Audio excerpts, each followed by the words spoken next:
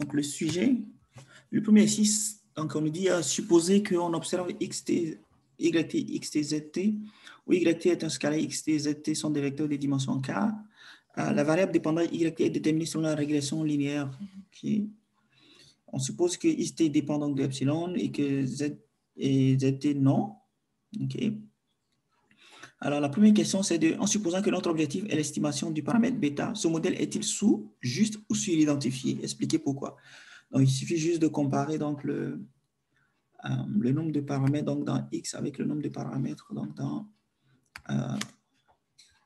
dans Z.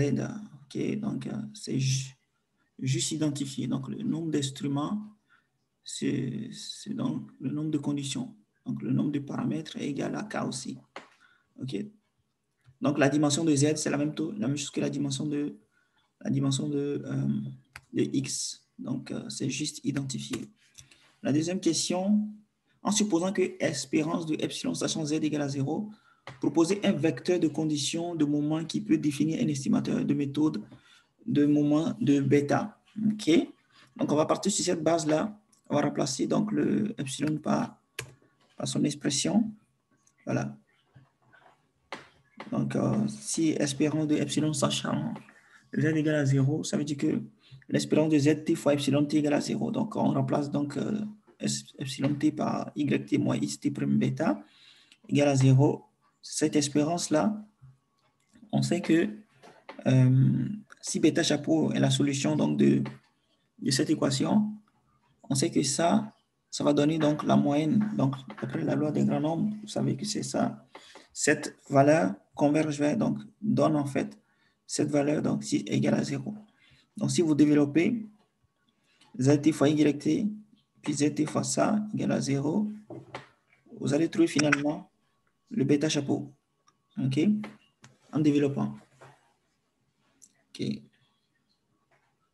Est-ce que je suis en train d'enregistrer? Oui. Donc, je vous mettrai la vidéo sur YouTube ce soir. OK. La deuxième question. Non, la troisième, pardon. Trouver l'estimateur qui résulte des conditions de B. Bon, c'est ce qu'on vient de faire. On a trouvé cette estimation qui est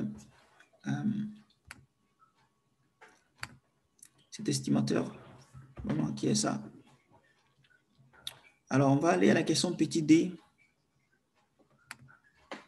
La question petit d nous demande quelle est la distribution asymptotique de l'estimateur bêta chapeau qu'on a trouvé pour poser un estimateur convergent de sa matrice de variance-covariance asymptotique. Okay. Donc, tout ça, c'est dans le cours. Hein. Donc, on a yt qui est donné par it prime bêta plus epsilon t, donc dans l'expression de bêta chapeau. Après quelques étapes donc d'algèbre, on peut avoir cette expression, vu qu'on sait que c'est cette expression, on peut donc avoir cette expression-là. Okay. Bon, on a appris à faire ça. On met un sur t quelque part, un sur t ici. Après, on multiplie par racine de t. Et puis, on sait qu'on peut utiliser donc la loi des grands nombres. Ça va converger avec qzx. Et donc, on utilise aussi Slotsky en inversant. Donc, ça va converger avec qzx. Et celui-là va converger vers donc, dans une loi normale d'après le théorème central limite. Okay. C'est la même chose qu'on a vu donc, et au rappel donc, et au cours. Donc, ce qui fait que finalement, celui-ci va converger vers une loi normale donc de variance sigma carré qzx moins 1 qzz qzx. OK?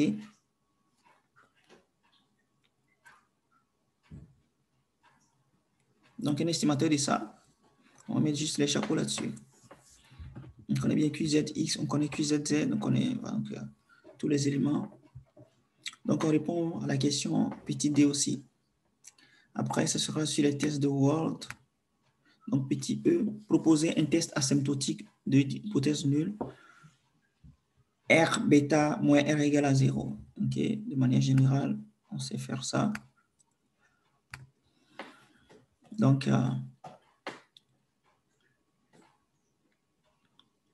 on a donc le test de Word.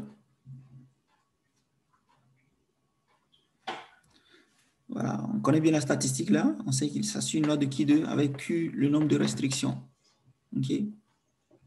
Excusez-moi.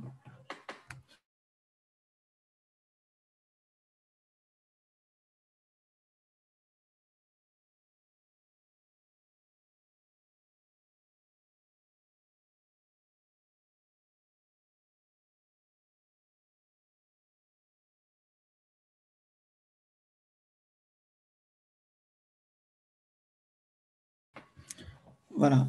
Donc, on a donc le W qui est donné par cette expression qu'on connaît très bien. OK? Qui est dans le cours aussi. OK, donc il n'y a rien de nouveau essentiellement à ce niveau-là.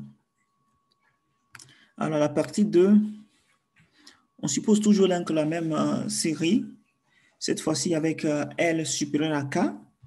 Donc, bien entendu, on est dans une suridentification. Donc, la première question, petit a, c'est de savoir, en supposant que notre objectif est l'estimation du paramètre bêta, ce modèle est-il juste ou suridentifié? Expliquez pourquoi. Donc, c'est suridentifié. Okay? Le modèle est suridentifié, okay? Parce que le L est supérieur à K. Alors, on va faire toujours la même chose aussi. On a cette expression-là qui nous permet donc de retrouver donc, la question petit b. En supposant qu'on a toujours l'espérance de epsilon sachant z égale à 0, proposer un vecteur de conditions de moment qui peut définir un estimateur de mode. Donc, de moment généralisé de bêta. Donc, c'est cette équation-là, l'espérance de zt fois donc, yt moins st prime bêta égale à 0. Et la question petit c, c'est de donner le problème d'optimisation qui définit l'estimateur MMG qui résulte des conditions données par la question précédente. OK. Donc, il faut alors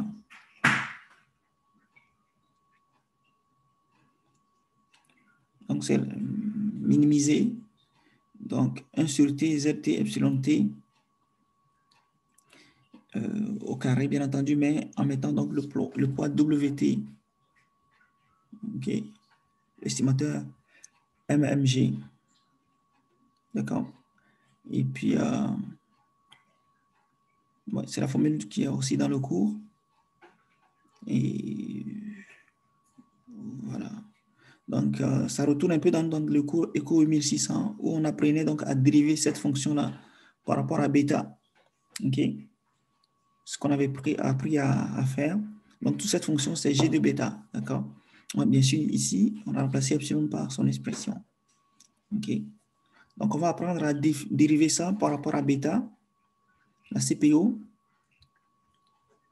est égale à 0. Donc, si vous dérivez proprement, vous allez trouver cette expression-là qui est égale à 0. Et puis, on va tirer le bêta chapeau. On va trouver la même chose comme le MCO, sauf qu'il y aura une WT qui va apparaître. OK? C'est ça. Somme de xt, zt prime, somme de zt, xt prime, avec le wt au milieu, moins 1. Puis donc, face cette somme-là, avec le wt. Donc, c'est toujours l'expression de x prime, x moins 1, x prime, y. Donc, on a toujours les mêmes sommes, mais le wt, est-ce qu'il est séparé? C'est une question de dériver. Hein. Il faut juste pouvoir dériver cette expression-là et développer cette fois-ci. Donc, on va prendre, multiplier par ça. Bon, vous pouvez développer ce qui est dans la parenthèse ici d'abord. Ça fait la somme des zt, yt, moins la somme des zt, xt, prime bêta chapeau. Donc, quand on va multiplier partout, on va pouvoir ça fois ça fois ça, ça fois ça fois ça. Donc, ça fait ces deux sommes-là. Donc, il y a un qui reste de ce côté, l'autre de ce côté-là. On peut tirer donc le bêta chapeau sans problème. Okay. C'est une question donc de calcul simplement à ce niveau. Est-ce qu'il y a des questions par rapport à ces calculs-là? Je ne sais pas, je n'ai pas regardé. J'ai téléchargé pour quelqu'un déjà, mais je n'ai pas regardé comment vous l'avez fait. Donc, je suppose que ça ne devrait pas vous poser des problèmes, en fait, à ce niveau-là. OK? Est-ce qu'il y a des questions sur ça? OK. Alors, petit e. Question petit e. Quelle est la distribution asymptotique donc, de votre estimateur?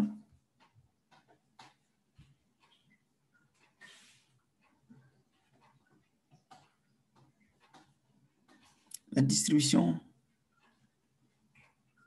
asymptotique de l'estimateur. Proposer un test convergent de sa matrice de variance-covariance asymptotique. OK? Donc, c'est le même travail. On va multiplier par inserter tous les blablabla. Utiliser donc le théorème central limite, la loi des grands nombres. Donc, vous voyez, ça converge vers QZX. Celui-là converge vers W, celui-là converge vers QZX. Et donc, celui-là aussi va converger vers QZ', ça converge vers W, ça converge vers une loi normale. Donc, ça va converger vers une loi normale, OK? Avec la première composante converge vers ça, la deuxième composante converge vers ça, après on va multiplier ça par ça. Donc, il va rentrer dans la parenthèse. OK? Il va rentrer dans la parenthèse et on va obtenir quelque chose de plus simple qui est ça. Donc, sigma carré QZX prime W QZX moins 1 QZX prime W QZZ W QZX, c'est quand même lourd, hein? Mais si vous avez multiplié les choses convenablement, ça ne pose pas de problème. OK? Vous multipliez les choses convenablement. Ça fois ça qui rentre d'abord, ça fois ça, qui vont rentrer aussi après. Donc, ça fait quand même 1, 2, 3, 4, 5 éléments qui vont venir rester à gauche et à droite. Donc, vous allez voir 1, 2, 3, 4. 1, donc, 1, 2, 3, 4, 5.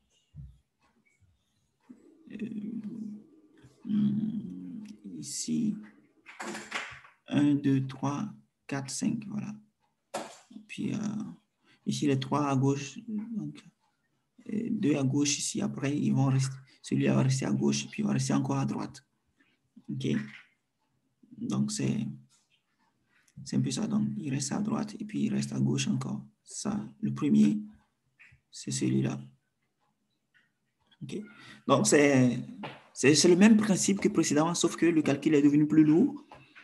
OK? Et puis, le test de Wald, vraiment, on constitue toujours la même statistique avec la matrice de variance-covariance simplement qui change ici. Bon, il est quand même assez lourd qu'on le remplace vraiment là-dedans. OK? Qu'on le remplace. C'est quoi la question? Petit g.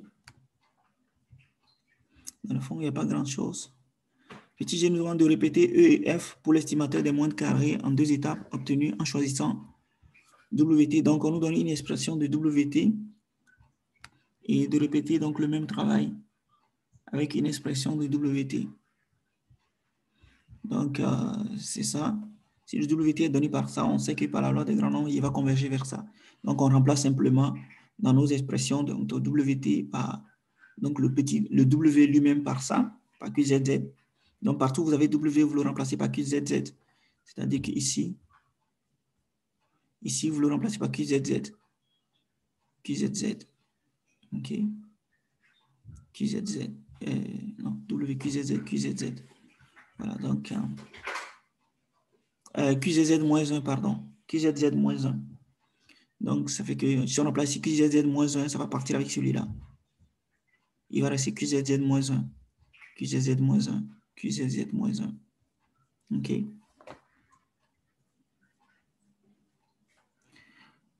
Donc, ce qui nous explique là. Il n'y a pas de temps. Pardon?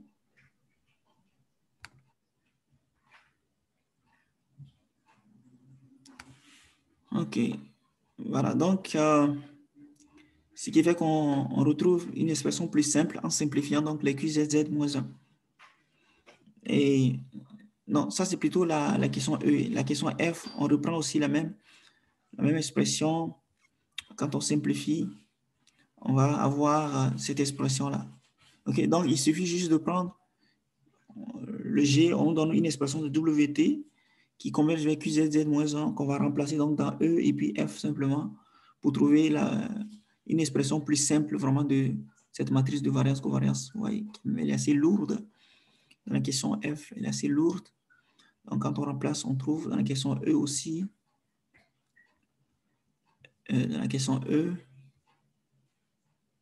quand on remplace donc WT par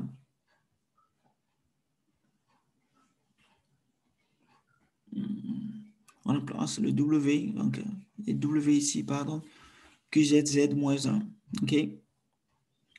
C'est essentiellement ça. Il n'y avait pas grande chose. C'est vraiment le cours. Il faut juste pouvoir appliquer le même principe. C'est juste les variables instrumentales pour ce type-là. Essentiellement. Voilà. Est-ce qu'il y a des questions que vous avez pour qui concerne la partie 2? Bon, il n'y avait pas aussi... j'ai presque présenté ça la dernière fois. MATLAB. Donc, ça ne devrait pas trop... Est-ce qu'il y a des questions? Sinon, ben, moi, je vais vous laisser aller réviser. Je vais vous envoyer la vidéo du corrigé. Le corrigé lui-même, je ne vais pas l'envoyer. Je vais envoyer la vidéo. OK. Donc, bon examen. Et puis, j'espère que la session va bien se terminer pour vous.